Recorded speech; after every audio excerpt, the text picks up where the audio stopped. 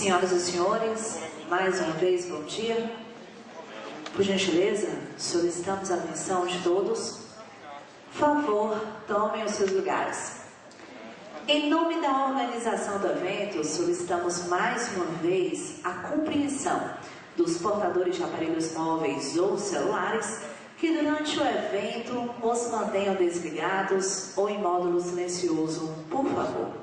Neste momento, convido a compor a mesa para a presidência da segunda sessão técnica com o tema Dívida Pública, a conjuntura em países em crise e seus reflexos na administração pública brasileira. O senhor presidente da Fundação Instituto Delmiro Gouveia para o Desenvolvimento, Sabino Henrique. A palestra será proferida pelo senhor diretor da área financeira e de mercado de capitais do Banco do Nordeste do Brasil, Fernando Passos, o qual o convido ao palco. O nosso palestrante é advogado com MBA em Direito Empresarial e Econômico pela PUC de São Paulo e em Finanças Corporativas e Mercado de Capitais pela IBMS, São Paulo. Possui certificação dos profissionais da Seguridade Social pelo ICSS, certificação profissional ANBID Série 20 pela ANBIMA, certificação nacional profissional de investimento pela APMEC e como analista de valores imobiliários pela CVM. Ingressou no Banco do Nordeste do Brasil como trainee, tendo assumido diversas funções no banco, tais como gerente executivo do ambiente de análise e acompanhamento de operações de crédito, foi gerente do ambiente de cadastro e risco e, no período de 2009 a 2011, exerceu a função de superintendente financeiro e de mercado de capitais do banco. Atualmente, é diretor financeiro e de mercado de capitais no Banco do Nordeste do Brasil. Neste momento, eu passo a palavra ao senhor presidente da mesa. Bom dia a todos mais uma vez. É com muita honra que recebemos o Dr. Fernando Passos para que ele possa nos brindar com a sua palestra, que eu tenho certeza que será muito ilustrativa e cheia de riqueza de informações para todos quantos participamos desse evento. Com a palavra, o Dr. Fernando Passos. Bom dia a todos. Dr. Sabino, queria agradecer em nome do banco a honra que vocês nos deram de nos convidar a nossa instituição para vir aqui falar sobre esse tema, sobre o tema de dívida pública. Se você me permite, eu vou ficar de pé para a gente conversar um pouco. Bom, senhores, o objetivo da nossa conversa aqui vai ser conversar um pouco o tema que nos passaram, que é sobre a evolução da dívida pública, a dívida dos governos federal, municipal e estadual, e sobre os impactos da crise econômica que vem assolando aí os Estados Unidos e agora a Europa desde 2008 nas finanças dos governos estaduais e municipais.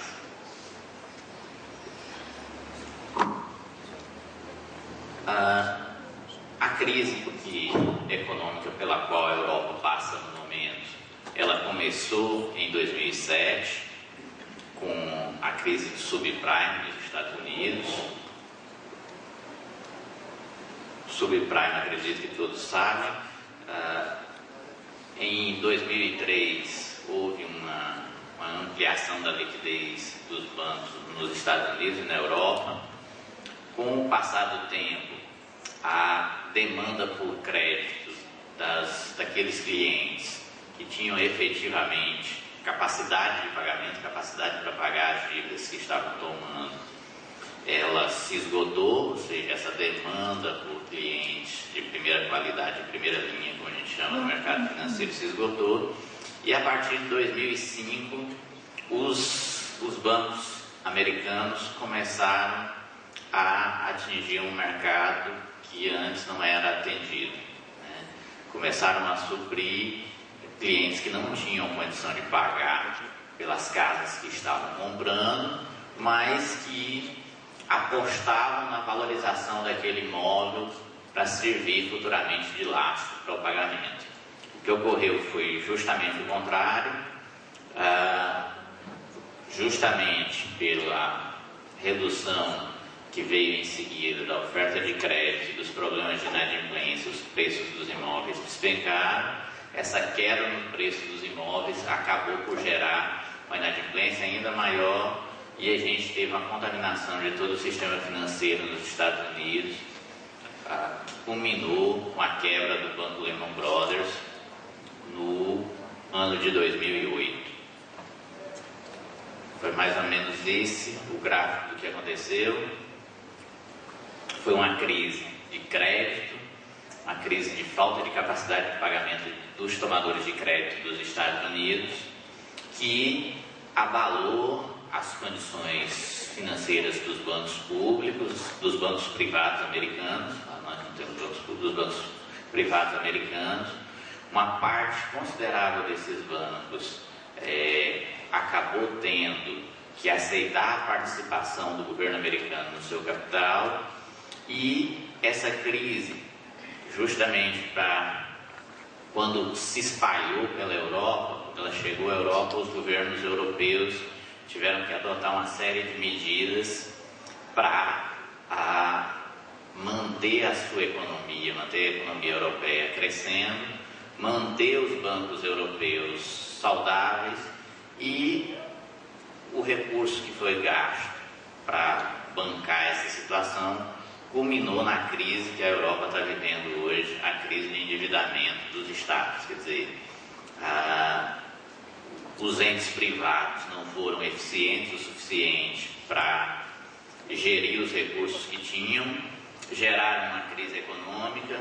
Os Estados, especialmente os Estados europeus, foram em socorro àqueles entes privados que estavam em dificuldade, especialmente os bancos e as montadoras, e salvaram os bancos, salvaram as montadoras naquele primeiro momento, mas 3 anos depois passaram eles próprios, os Estados europeus, a ficarem em dificuldades financeiras.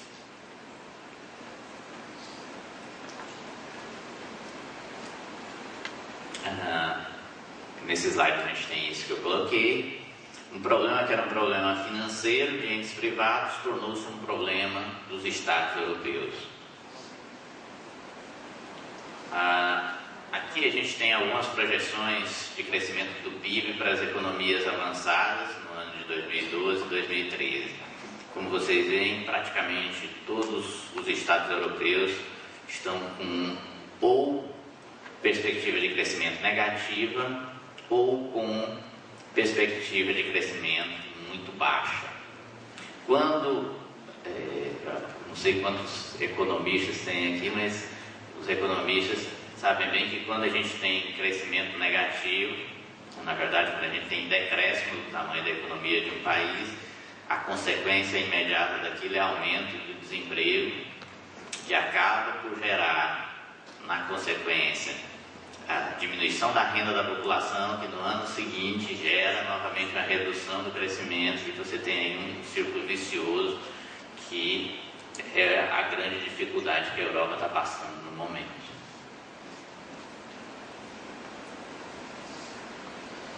O sistema financeiro europeu, apesar da ajuda que recebeu nos anos de 2007 e 2008 dos seus estados, acabou por não aproveitar aquele momento de liquidez provido pelo Banco Central Europeu para fortalecer as suas posições de capital. Fizeram créditos a alguns países que já estavam em grande dificuldade, especialmente a Irlanda e a Grécia, e hoje estão novamente passando por uma crise. A gente teve recentemente um efeito contágio dos bancos espanhóis. Foi necessário que o Banco Central Europeu colocasse à disposição dos bancos espanhóis 100 bilhões de euros para que eles não se esfacelassem, digamos assim.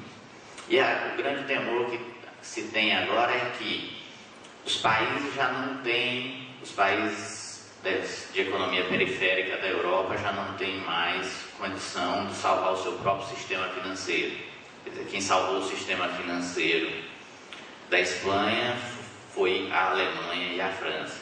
Se a gente voltar no tempo, voltar ao que aconteceu em 2007, 2008, as economias periféricas salvaram seus sistemas financeiros e hoje estão em dificuldade, elas próprias. O temor que se tem é que se a Alemanha e França não dosarem bem, não dimensionarem bem o tamanho desse socorro, pode ser que no futuro, em 1 ano, 2 anos, estejam a Alemanha e França, a forte, a poderosa economia alemã, em dificuldade também. Esse é o grande temor do mercado financeiro no momento.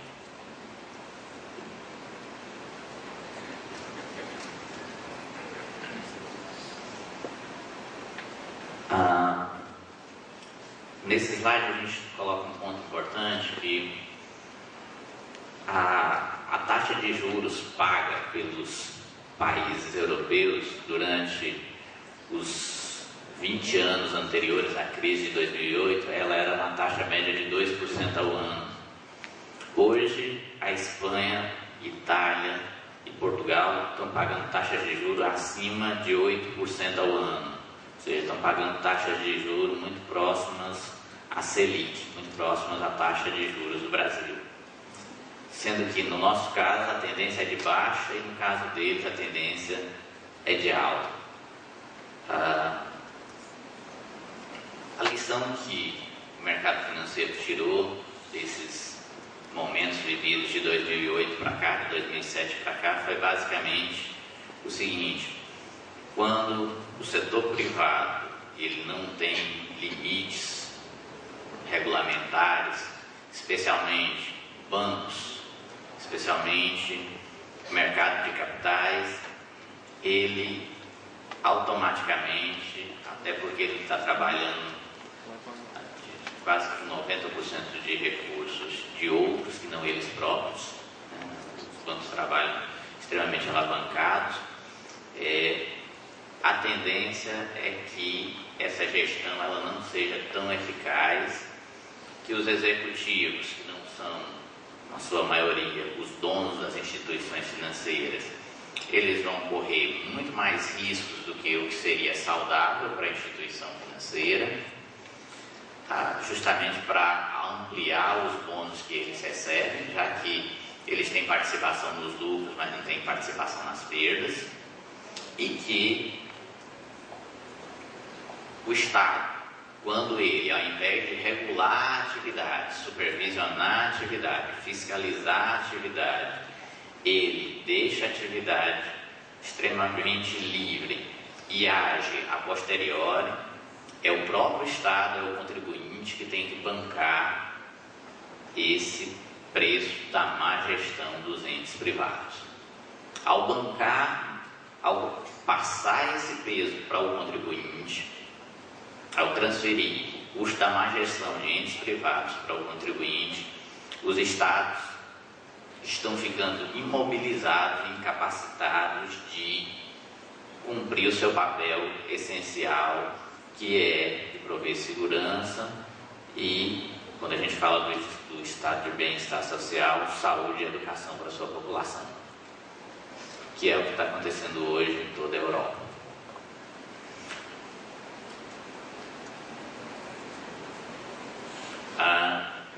A dívida nos países europeus atingiu, em média, impagáveis 90% do PIB. Em alguns casos, como a Itália, ela já chega a 120% do PIB, o produto interno bruto, quer dizer, a dívida do país é superior ao somatório de tudo aquilo que se produz no país naquele ano. Um país com a dívida desse porte, ele não tem condições financeiras que não pagar os juros da dívida. Então, o que acontece é que os serviços básicos da população, acho que tem um grupo grande de advogados, aqueles serviços básicos, o serviço de segurança, o serviço de saúde, o serviço de educação, ele deixa de ser provido, os estados estão se desmobilizando, a Itália passou por um processo de redução do quadro de funcionários públicos, incluindo médicos. Portugal já passou por um processo semelhante. Em Portugal a gente teve, inclusive, redução do número de servidores do judiciário, quer dizer, reduziu o número de cortes à disposição do jurisdicionado para resolver as querelas que a gente tinha.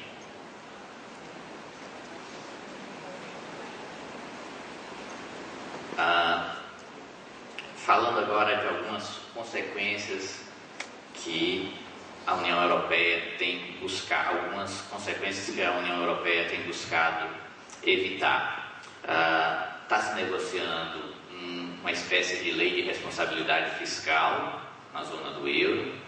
Essas negociações, elas têm sido negociações muito difíceis.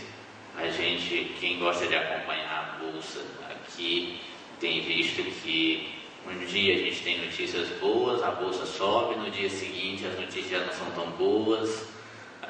É um processo, é uma negociação que está sendo muito dura e que a gente não sabe efetivamente quando vai terminar e como vai terminar. Aqui a gente tem a dívida líquida do setor público vis-à-vis o PIB desses países, né? A dívida líquida é a dívida do país descontada as reservas internacionais que ele tem. Tá? Então vocês veem aí que o nível de endividamento de muitos países, incluindo os Estados Unidos, está de forma bastante elevada. Trazendo isso para a nossa realidade, como é que essa crise encontrou os países emergentes, incluindo o Brasil? Os países estavam com reservas internacionais muito fortes, muito bem posicionadas. O Brasil hoje tem mais de 300 bilhões de dólares em reservas, a China tem algo próximo a 3 trilhões de dólares em reservas. Isso fez com que os países emergentes, como é o caso do Brasil, conseguissem controlar a movimentação do câmbio. Quer dizer, na crise da Rússia em 2001, o dólar chegou a R$4. Alguns de vocês aqui se lembram disso, né? Nesse momento de crise, a gente teve, naquele primeiro momento que a presidenta Dilma chamou de tsunami monetário, quando o Banco Central Europeu deu liquidez aos bancos da zona do euro, a gente teve um movimento de forte queda da moeda, quer dizer, o país estava tão bem preparado em termos de reservas que nós, ao invés de termos um movimento de subida de valorização da moeda americana, a gente teve um movimento contrário. Passado esse momento, passada a fase em que se viu que não adiantava, o problema não seria liquidez, não seria falta de liquidez o problema, então não se resolveria ele dando mais liquidez ao sistema financeiro. A maior cotação que a moeda americana chegou foi a R$2,09. Então, o país foi pego os países emergentes estão, de um modo geral, muito bem preparados para enfrentar esses movimentos especulativos contra as suas moedas. As dívidas públicas estão em níveis bem abaixo do que aqueles níveis que a gente viu nas zonas avançadas. A política monetária e fiscal, ela é bastante flexível. Aqui no Brasil, a gente tem o Banco Central executando uma parte da política monetária, o Ministério da Fazenda a outra parte, ambos com muita liberdade para trabalhar. E a questão da acumulação de reservas que eu havia falado. Aqui, algumas projeções de crescimento do PIB nos países, nos BRICS, Brasil, Rússia, Índia e China. Vocês veem que os números aqui são bem mais portentosos do que os números que a gente mostrou no caso das economias avançadas. Esses 4 países vivem um momento praticamente de pleno emprego, que é o que a gente está vivendo hoje aqui no Brasil, uma taxa de desemprego próxima de 4%. significa, na verdade, o movimento das pessoas de um trabalho para o outro. A gente vivencia isso, quem tem empresas aqui, quem tem escritórios, quem tem trabalhadores domésticos em casa, sabe que ficou muito fácil você arrumar um emprego. Então, a gente, com as pessoas que trabalham com a gente, você observa que as pessoas estão muito exigentes com relação às condições de trabalho delas.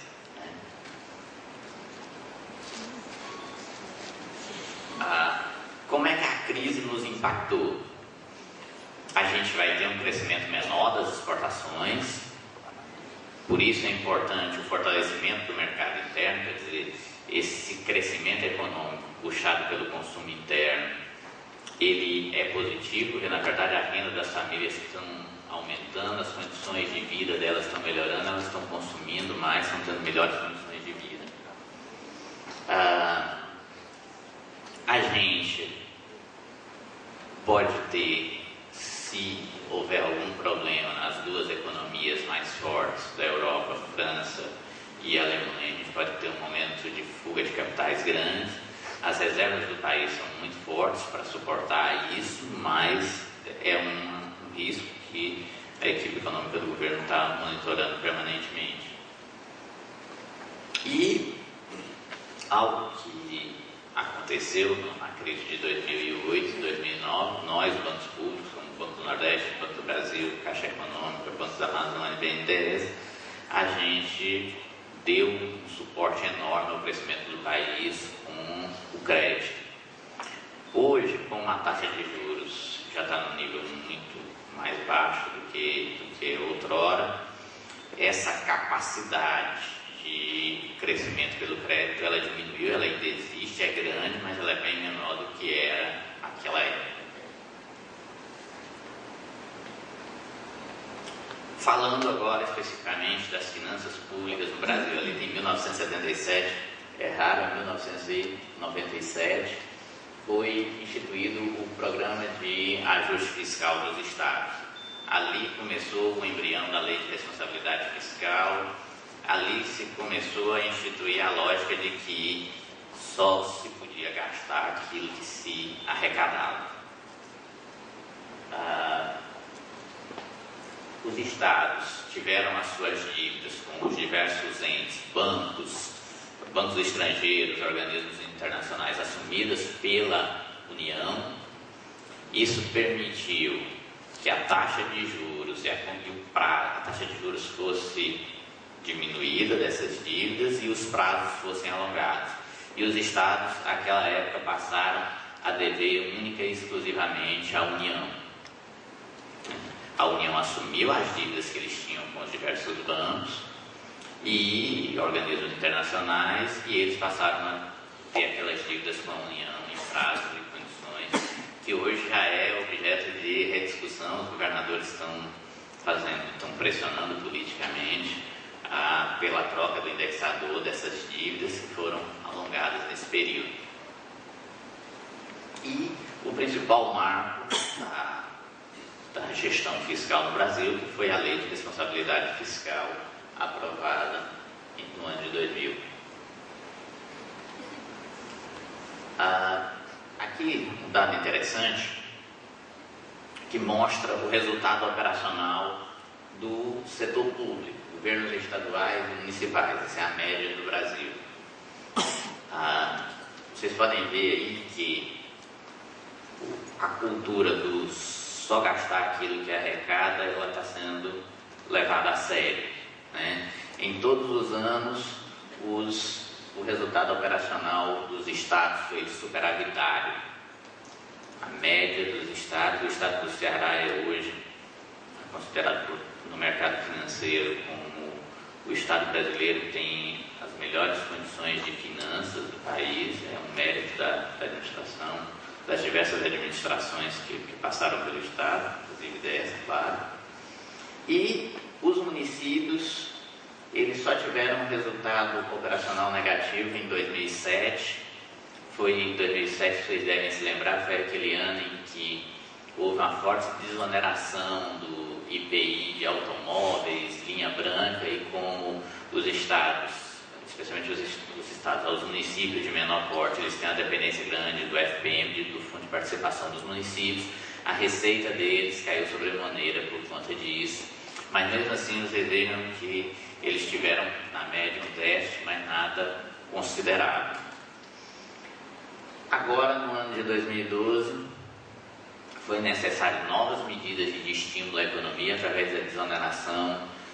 Esse ano a gente teve a desoneração do IPI dos automóveis, teve também a desoneração novamente de alguns produtos da linha branca e teve algumas mudanças no IPI de produtos destinados à exportação. Então isso fez com que novamente a receita dos municípios, com o FPM diminuísse, e os municípios estão aí vivendo um desafio novamente nas suas finanças. Mas, como a gente pode ver, nada que preocupa, em momento nenhum o déficit atingiu mais do que 2%. Aqui a gente tem uma série de ações que foram adotadas, que a gente coloca antes da crise, na verdade foi entre a crise de 2008 e esse momento. Eu destacaria aqui a reestruturação dos salários e do efetivo do Serviço Público Federal. Quem estuda economia, a parte de massa salarial, sabe que no Brasil a média dos salários das diversas funções, ela depende muito do que paga o setor público. Quer dizer, se o setor público paga um advogado 10 mil reais, dificilmente o setor privado consegue contratar um advogado por 5 mil reais. Mas se o setor público estiver pagando aquele advogado 5 mil, o setor privado vai pagar, em regra, menos do que os 5 mil. Então, o salário no Brasil, o salário do servidor público, ele serve como baliza para massa salarial em geral, não só do serviço público. O serviço público ainda tem um peso grande na economia. Essa reestruturação dos salários permitiu não só que houvesse um aumento da renda, da massa salarial das diversas categorias na área privada, como permitiu também que houvesse uma profissionalização mais ampliada da administração pública. A gente vê pessoas extremamente capazes, bem preparadas, que hoje estão se preparando para concurso justamente para se tornar um servidor público. O efeito disso vai ocorrer ao longo de gerações e gerações, mas o que a gente tem percebido, acho que é senso comum, é que houve uma melhoria significativa da qualidade dos profissionais da área pública, justamente porque, como você levou o salário, aquilo se tornou atrativo para as pessoas mais competentes.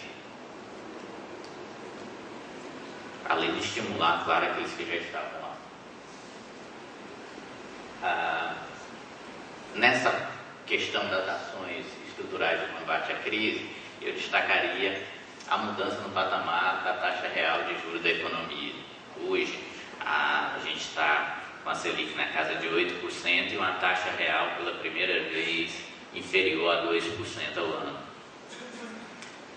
Isso aqui gera um efeito muito positivo nas contas, não só que, enfim, se acelera o investimento, mas nas contas públicas, quando você considera o valor que é gasto com juros nas diversas esferas, o efeito disso é muito grande, quer dizer, é muito mais recursos que passam a ficar à disposição para investimentos, para os programas sociais e para as ações de segurança, educação e saúde.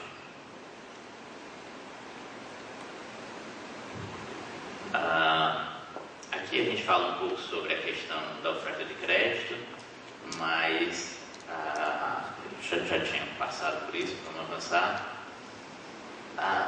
Aqui, esse gráfico é interessante porque ele mostra a variação da participação dos bancos públicos e dos bancos privados no crédito à economia. Observa que nos momentos de crise, a banca privada, como não poderia ser diferente, se retrai, e aí a importância de o país ter bancos públicos, porque é nesse momento que os bancos públicos entram e suprem essa lacuna de crédito. Aí, os dois momentos de crise, vocês podem ver que aumenta a participação do público e diminui a participação do privado. Nos momentos em que a economia vai bem, a tendência é que os bancos privados voltem a atuar mais agressivamente e os bancos públicos, em regra, fazem caixa para se posicionar nos momentos de crise.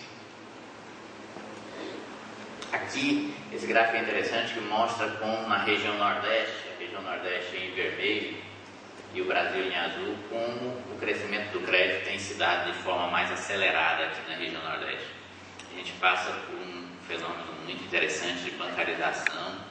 Só no Banco do Nordeste, nos últimos 6 meses, a gente distribuiu entre cartões de crédito e cartões de débito 1 milhão de novos cartões a pessoas que estão recebendo o seu primeiro cartão de crédito ou cartão de débito. Pessoas que antes não estavam incluídas socialmente, não estavam incluídas financeiramente, passaram a estar, e a gente tem alguns relatos dos nossos programas. Essas pessoas, para nós aqui, para todos que estão aqui presentes, acho que todo mundo já tem cartão de crédito e débito há um bom tempo, há mais de 10 anos. Mas para muitas pessoas que estão aí recebendo o seu primeiro cartão, aquilo ali é um momento de dignidade para aquelas pessoas. É semelhante a ela receber um CPF, uma carteira de trabalho, é um momento bem interessante de inclusão financeira. Aqui as taxas que estavam em gráfico em termos numéricos e as conclusões que a gente traz. A crise encontrou a economia brasileira e a economia dos países emergentes, a crise de 2012, muito melhor preparada. O país, o governo central vem tomando uma série de medidas para manter a economia aquecida e em crescimento, e as expectativas de crescimento, elas ainda são positivas quando a gente compara a realidade dos países europeus e americanos.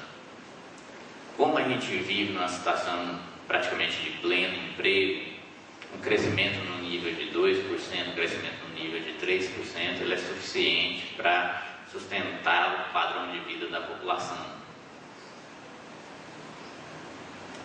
E, obviamente, a gente tem que estar vigilante, porque os acontecimentos que podem vir na Europa e no Oriente Médio, as crises que sempre aparecem por lá, podem gerar consequências nas finanças aqui no Brasil. E, pelo que a gente observa, sempre que o governo é obrigado a combater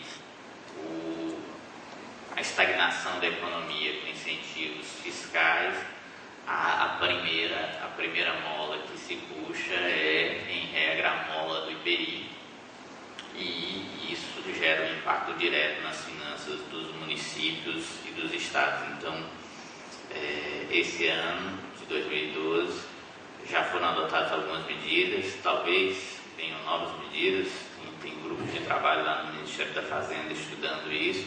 É um momento em que os administradores municipais, principalmente, que são mais dependentes do Fundo de Participação dos municípios, têm que ter uma grande consciência de que muitos deles estão aí no último ano de gestão, muitos vão tentar a reeleição, outros não.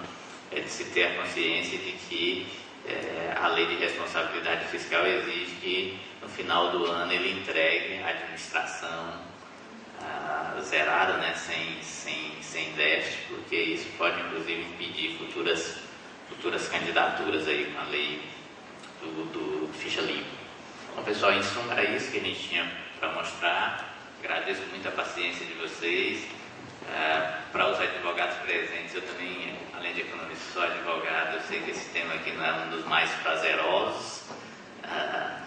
Peço desculpas se a gente se delongou muito nisso. E para quem é administrador e economista também, se a gente tiver sido muito superficial, a gente pede desculpa, porque, pelo que tinham informado, o público era balanceado, advogados e administradores. A gente tentou fazer uma mescla das duas coisas. Obrigado.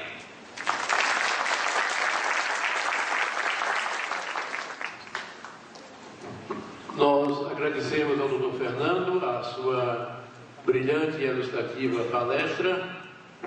Estamos ainda de 10 minutos para chegarmos ao meio-dia, de acordo com o meu relógio. Então, dentro desse período, o Dr. Fernando está à disposição para alguma dúvida que possa ter sido despertada junto aos senhores e às senhoras. Alguém quer fazer alguma pergunta? Por favor. Por gentileza, leve lá o microfone. Eu pediria que fosse bem objetiva a pergunta.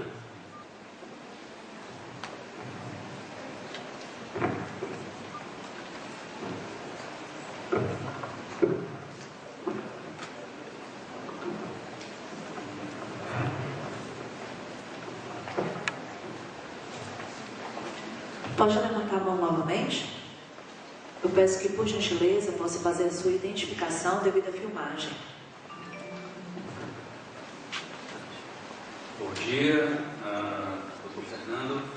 Eu sou Alexandre Savoia, sou diretor da Inspetoria de Meio Ambiente do Tribunal de Contas do Estado.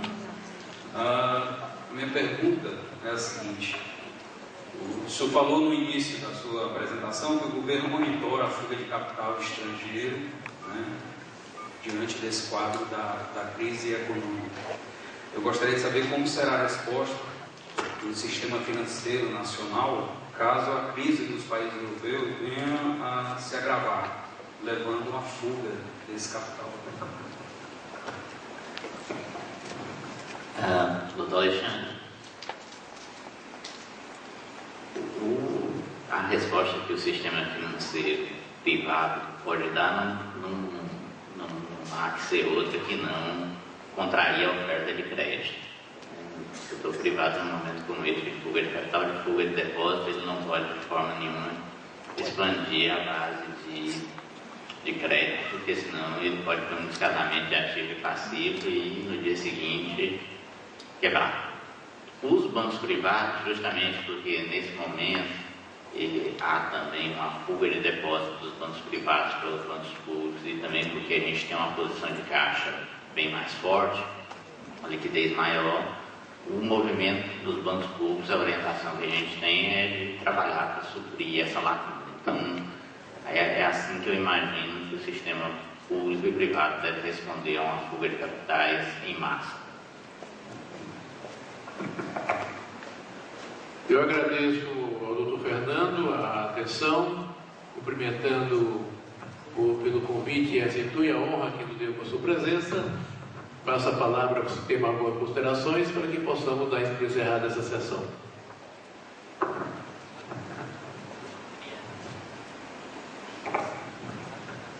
Doutor Sabino, queria apenas mais uma vez agradecer a paciência de vocês e agradecer o convite feito ao Banco do Nordeste para estar aqui nesse seminário. Muito obrigado, está encerrado essa sessão. Lembrando que às 14 horas retornaremos para os trabalhos da tarde. Muito obrigado. Neste momento, faremos um intervalo para almoço livre e solicitamos a compreensão de todos a fim de iniciarmos pontualmente às 14 horas com a apresentação da terceira sessão técnica sobre controle social e o sistema de acesso à informação. Obrigada e boa tarde.